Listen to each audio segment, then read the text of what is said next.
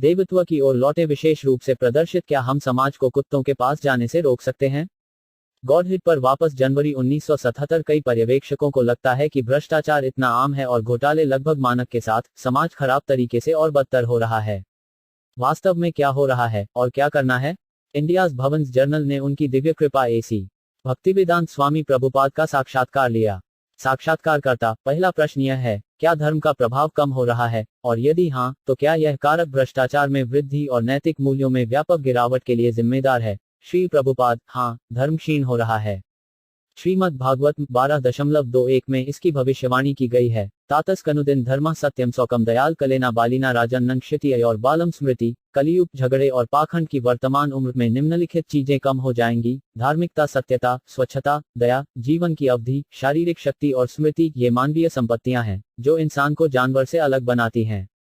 लेकिन ये चीजें घटेंगी। कोई दया नहीं होगी, कोई सच्चाई नहीं होगी, स्मृति छोटी होगी और जीवन की अवधि कम हो जाएगी। इसी तरह धर्म का नाश हो जाएगा, यानी धीरे धीरे हम जानवरों के मंच पर आ जाएंगे। साक्षात्कारकर्ता: धर्म गायब हो जाएगा, हम जानवर बन जाएंगे? श्री प्रभुपाद: खासकर जब कोई धर्म नहीं है, यह केवल पशु जीवन है। कोई भी आम आदमी इस बात में फर्क कर सकता है कि कुत्ता धर्म क्या है यह नहीं समझता।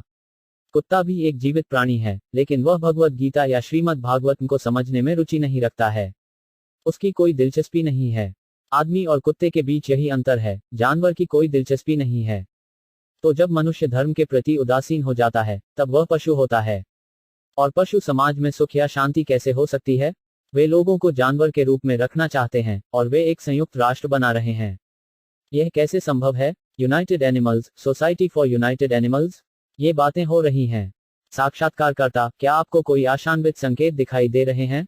श्री प्रभुपाद: कम से कम उन्होंने पाया है कि धर्म का ह्रास हो रहा है। यह अच्छा है। गिरावट का अर्थ है कि वे जानवर होने जा रहे हैं। तर्क में कहा गया है कि मनुष्य एक विवेकशील प्राणी है। जब तार्किकता माइनस होती है, तो वह सिर्फ एक जानवर होता है, इंसान नहीं। मानव समाज में या तो आप ईसाई, मुसलमान, हिंदू या बौद्ध बन जाते हैं, कोई फर्क नहीं पड़ता कि धर्म की कोई व्यवस्था होनी चाहिए। धर्म के बिना मानव समाज पशु समाज है। यह एक सादा तथ्य है। लोग अब इतने दुखी क्यों हैं? क्योंकि कोई धर्म नहीं है। वे धर्म की उपेक्षा कर रहे हैं। एक सज्जन ने मुझे लिखा है कि टॉल्स्टॉय ने एक बार कहा था, जब तक डायनामाइट को चर्च के नीचे नहीं रखा जाता, तब तक शांति नहीं हो सकती। अभी भी रूसी सरकार ईश्वर चेतना के बहुत सख्त खिलाफ है, क्योंकि उन्हें लगता है कि धर्म ने पूरे सामाजिक माहौल को खराब कर दिया है। साक्षात्कारकर्ता: ऐसा लगता है कि इसमें कुछ सच्चाई हो सकती है। कुत्ता तब आता है जब कुछ खाने पीने की चीजें होती हैं, मैं कहता हूं हट, और वह चला जाता है। लेकिन वह फिर आता है, उसकी कोई स्मृति नहीं है। तो जब भगवान की हमारी याददाश्त कम हो रही है, तो इसका मतलब है कि हमारे मानवीय गुण कम हो रहे हैं। श्री प्रभुपाद: धार्मिक व्यवस्था का दुरुपयोग हो सकता है, लेकिन इसका मतलब यह नहीं है कि धर्म से बचना चाहिए। वास्तविक धर्म ग्रहण करना चाहिए। इसका मतलब यह नहीं है कि तथाकथित पुजारियों द्वारा धर्म को ठीक से निष्पादित नहीं किया गया है, इसलिए धर्म को खारिज कर दिया जाना चाहिए। यदि मोतियाबिंद के कारण मेरी आंख मुझे कुछ परेशानी दे रही है, तो इसका मतलब यह नहीं है कि आंख निकाल दी जानी चाहिए। मोतियाबिंद को हटा देना चाहिए। वही कृष्ण भावनामृत है। साक्षात्कारकर्ता: मुझे लगता है कि इतिहास दिखाता है कि बहुत से लोगों ने धर्म का दुरुपयोग किया है। क्या यह एक सच्चाई नहीं है? श्री प्रभुपाद: इन लोगों को ईश्वर की कोई अवधारणा नहीं है और वे धर्म का प्रचार कर रहे हैं।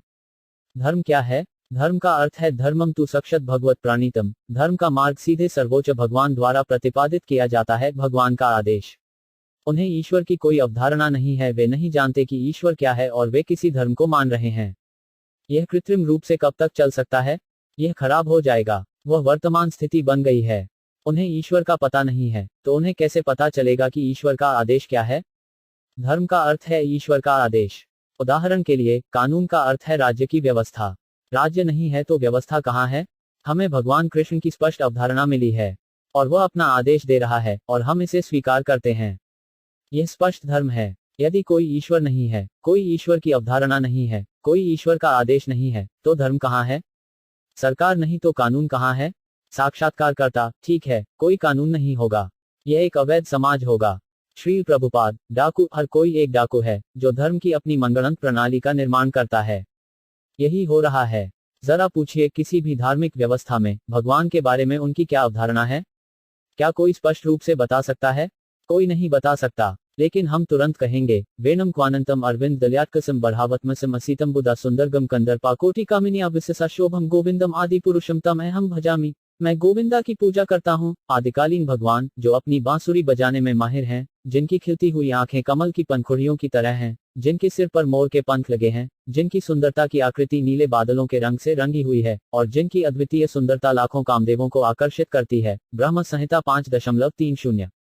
तुरंत हम भगवान का विवरण दे सकते हैं। यदि ईश्वर का विचार नहीं है, तो वह किस प्रकार का धर्म है? साक्षात्कारकर्ता, मुझे नहीं पता। श्री प्रभुपाद, यह फर्जी है। उन्हें ईश्वर की कोई अवधारणा नहीं है, और इसलिए धर्म की कोई समझ नहीं है। वह पतन है, और क्योंकि धर्म का ह्रास हो रहा है, मनुष्य अधिकाधिक पशुओं के समान होता जा रहा है। पशु का अर्थ है कि जिसकी कोई स्मृति नहीं है। एक कुत्ता आता है जब कुछ खाने योग्य होते हैं, मैं कहता हूँ, हट, और वह चला जाता है। लेकिन वह फिर आता है, उसकी कोई स्मृति नहीं है। तो जब भगवान की हमारी याददाश्त कम हो रही है, तो इसका मतलब है कि हमारे मानवीय गुण कम हो रहे हैं। कलयुग में ये मानवीय गुण कम हो जाएंगे। इसका मतलब है कि लोग बिल्लियों और कुत्तों की तरह होते जा रहे हैं। साक्षात्कारकर्ता, यहाँ दूसरा प्रश्न है। वैदिक भारतीय संस्कृति के खिलाफ पारंपरिक आरोप यह है कि यह भाग्यवादी है, कि यह लोगों को पूर्वनियति में विश्वास का गुलाम बनाता है, और इसलिए यह प्रगति को रोकता है। यह आरोप कहाँ तक सच है? श्री प्रभुपाद, वह प्रगति क्या है? क्या कुत्ते की कूद प्रगति है? क्या वह प्रगति है? एक कुत्ता इधर उधर 4 पैरों पर दौड़ रहा है, और तुम गाड़ी के चारों पहियों पर इधर उधर दौड़ रहे हो। क्या वह प्रगति है? यह वैदिक व्यवस्था नहीं है। वैदिक प्रणाली के अनुसार मनुष्य के पास एक निश्चित मात्रा में ऊर्जा होती है, और चूंकि मनुष्य के पास जानवरों की तुलना में बेहतर चेतना है, इसलिए मनुष्य की ऊर्जा जानवरों की ऊर्जा से अधिक मूल्यवान है। साक्षात्कारकर्ता, शायद कोई भी इस बात पर विवाद नहीं करेगा कि इंसान के पास जानवरों की तुलना में अधिक स्वतंत्रता है, या मुझे लगता है कि जिम्मेदारी है। श्री प्रभुपाद, तो मानव ऊर्जा का उपयोग आध्यात्मिक उन्नति के लिए किया जाना चाहिए, न कि कुत्ते के साथ प्रतिस्पर्धा करने के लिए ऊर्जा का उपयोग किया जाना चाहिए। साधु व्यक्ति कुत्ते की तरह व्यस्त नहीं होता। आज लोग सोचते हैं कि कुटिलता जीवन है, लेकिन वास्तविक जीवन आध्यात्मिक प्रगति है। इसलिए वैदिक साहित्य कहता है, तस्यैव हेतो प्रयतेत कोविदो न लभ्यते याद भ्रामतम उपरि अधः ताल लभ्यते दोखवादन्यत सुखम कालेना सर्वत्र गभ्रारमसा। जो व्यक्ति वास्तव में बुद्धिमान और दार्शनिक रूप से प्रवृत्त हैं, उन्हें केवल उस उद्देश्यपूर्ण उद्देश्य के लिए प्रयास करना चाहिए जो कि सबसे ऊपरी ग्रह ब्रह्मलोक से नीचे के ग्रह पाताल में भटकने से भी प्राप्त नहीं होता है। जहां तक इंद्रिय भोग से प्राप्त सुख का संबंध है, वह समय के साथ स्वतः प्राप्त हो सकता है, जैसे समय के साथ हम दुखों को प्राप्त नहीं करते हैं, भले ही हम उनकी इच्छा न करें। श्रीमद् भागवत में 1.518। साक्षात्कारकर्ता, क्या आप इसे थोड़ा और स्पष्ट कर सकते हैं? कुत्ता इंद्रिय तृप्ति में व्यस्त है, भोजन कहाँ है, आश्रय कहाँ है, मादा कहाँ है, रक्षा कहाँ है? आदमी भी एक ही व्यवसाय कर रहा है, अलग अलग तरीकों से। यह धंधा जीवन पर्यंत चल रहा है। श्री प्रभुपाद, मनुष्य को अपनी ऊर्जा उस चीज के लिए लगानी चाहिए जो उसे कई जन्मों में नहीं मिली। कई जन्मों में आत्मा कुत्तों या देवताओं या बिल्लियों, पक्षियों, जानवरों और कई अन्य लोगों के रूप में रही है। 8400 विभिन्न प्रकार के शरीर हैं। तो आत्मा का यह स्थानांतरगमन चल रहा है। हर मामले में व्यवसाय इंद्रिय तृप्ति है। साक्षात्कारकर्ता, जिसका अर्थ है? श्री प्रभुपाद, उदाहरण के लिए, कुत्ता इंद्रिय तृप्ति के लिए व्यस्त है। भोजन कहाँ है, आश्रय कहाँ है, मादा कहाँ है, रक्षा कहाँ है? आदमी भी एक ही व्यवसाय कर रहा है, अलग अलग तरीकों से। यह धंधा जीवन पर्यंत चलता आ रहा है। एक छोटा सा कीट भी उसी के लिए प्रयास कर रहा है। पंछी, जानवर, मछली, हर जगह एक ही संघर्ष चल रहा है। भोजन कहाँ है, सेक्स कहाँ है, आश्रय कहाँ है और बचाव कैसे करें? वैदिक साहित्य कहता है कि ये चीजें हमने कई जन्मों तक की हैं, और अगर हम अस्तित्व के लिए इस संघर्ष से बाहर नहीं निकलते हैं, तो हमें उन्हें कई जन्मों के लिए फिर से करना होगा। साक्षात्कारकर्ता, मैं देखना शुरू कर रहा हूँ। श्री प्रभुपाद, हाँ, तो इन बातों को बंद कर देना चाहिए।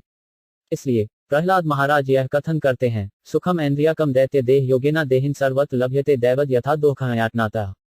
मेरे प्यारे आसुरी परिवारों में जन्मे मित्रों, शरीर के संपर्क से इंद्रिय विषयों के संदर्भ में अनुभव किया गया सुख किसी के पिछले फलदायी कार्यों के अनुसार जीवन के किसी भी रूप में प्राप्त किया जा सकता है।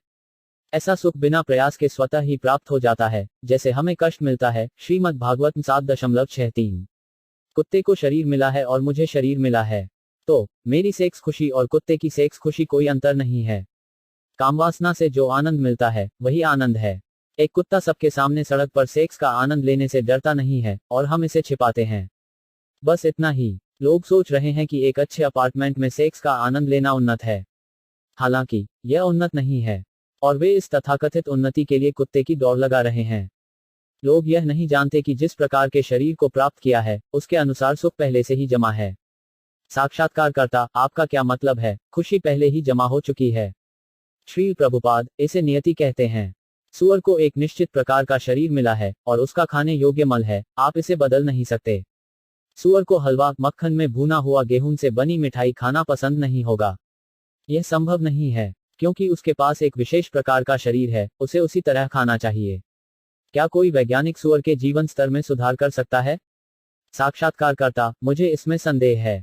श्री प्रभुपाद, इसलिए प्रहलाद महाराज कहते हैं कि यह पहले से ही संग्रहित है। आनंद मूल रूप से एक ही है, लेकिन शरीर के अनुसार थोड़ा अलग है। जंगल में असभ्य आदमी का भी यही हाल है। अब लोग सोच रहे हैं कि सभ्यता का मतलब गगनचुंबी इमारतों का निर्माण करना है। लेकिन वैदिक सभ्यता कहती है, नहीं, यह उन्नति नहीं है। मानव जीवन की वास्तविक प्रगति आत्म साक्षात्कार है। आपने स्वयं को कितना महसूस किया है? ऐसा नहीं है कि आपने गगनचुंबी इमारतें बना ली हैं। साक्षात्कारकर्ता, लेकिन क्या आप जो कह रहे हैं वह ज्यादातर लोगों के लिए मायने नहीं रखता? श्री प्रभुपाद, कभी कभी लोग गलत समझते हैं। एक उच्च न्यायालय में एक न्यायाधीश आराम से बैठा है, जाहिरा तौर पर कुछ नहीं कर रहा है, और उसे उच्च वेतन मिल रहा है। कोई और सोच रहा है, मैं एक ही कोर्ट में इतनी मेहनत कर रहा हूँ, रबर स्टाम्पिंग कर रहा हूँ और जज के वेतन का 10वां हिस्सा नहीं मिल रहा है। वह सोच रहा है, मैं इतना व्यस्त हूँ, इतनी मेहनत कर रहा हूँ, और मुझे उतना अच्छा वेतन नहीं मिल रहा है जितना कि बेंच पर बैठे आदमी को। स्थिति ऐसी है कि वैदिक सभ्यता आत्म साक्षात्कार के लिए है, कुत्ते की जाति के लिए नहीं। साक्षात्कारकर्ता, फिर भी क्या आमतौर पर कड़ी मेहनत करना, संघर्ष करना और अंततः जीवन में आगे बढ़ना सम्मानजनक नहीं माना जाता है? श्री प्रभुपाद, भगवद गीता में कर्मियों, फलदायी कार्यकर्ताओं को मुद्रा, गधे के रूप में वर्णित किया गया है। उनकी तुलना गधे से क्यों की जाती है? क्योंकि गधा अपनी पीठ पर बोझ लेकर बहुत मेहनत करता है, और बदले में उसका मालिक उसे घास का एक छोटा सा टुकड़ा ही देता है। वह धोबी के दरवाजे पर खड़ा होता है और घास खाता है, जबकि धोबी अपनी पीठ थपथपाता है। उसे इस बात का कोई मतलब नहीं है कि अगर मैं धोबी की झोपड़ी से बाहर जाऊं तो मुझे कहीं भी घास मिल सकती है, मैं इतना क्यों ले जा रहा हूं?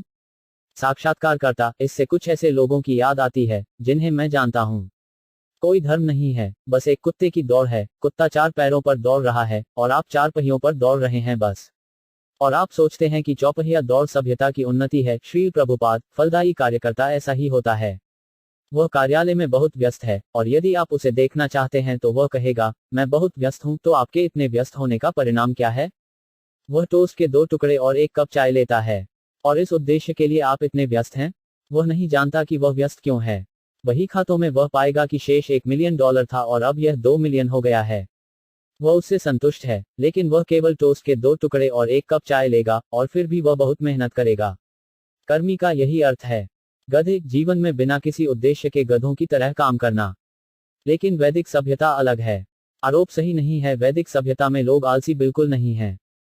वे एक उच्च विषय के लिए व्यस्त हैं। प्रहलाद महाराज जोर देते हैं कि यह व्यस्तता इतनी महत्वपूर्ण है कि इसे बचपन से ही शुरू कर देना चाहिए। कौमार अकारित प्रज्ञा 1 सेकंड का समय नहीं गंवाना चाहिए।